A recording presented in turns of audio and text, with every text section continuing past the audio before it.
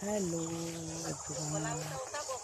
हामी सानोमा जब हिँड्थ्यौँ डुल्थ्यौँ यति पुरा खुस्थ्यौँ हामी। आज हामी दिदीबहिनी आएको हेर्नुको लागि हाम्रो जमिनहरू हाम्रो बाउको जमिनहरू सबै है घाँसहरू लाउनु भएको छ बाउले। अनि सानो सानो घाँस चाहिँ ठुल्ठुलो गाछ भएको छ। सबै जमिनहरू ठुल्ठुलो गाछ भएको छ। अनि कति त काटो यो फेरि पछाडि लगाएको जमिन यो गाछहरू हो।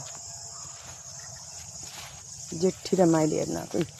यो खोला कत्रो थियो दिदी कति सानो भएछ ला के भयो यो खोला होइन कत्रो थियो यहाँ नि दिदी आउने खोला त सुकेर यत्रो भएछ लु के भयो यो खोला सुकेर।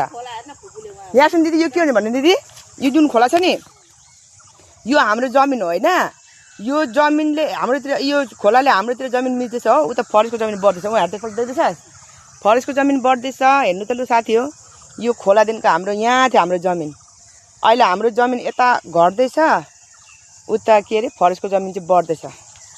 अब यो हामीले गरेको होइन यो आफै प्राकृतिकले नै आफै भएको यो खोलाले आफै गरेको यसमा कसैको दोष छैन न फरेस्टको न हाम्रो आफ्नै आप चाहिँ हुँदैछ। खोला यता हाम्रो जमिनहरू मन पराउँदैछ खोलाले के गर्नु त्यस्तै हो त्यस्तै हो।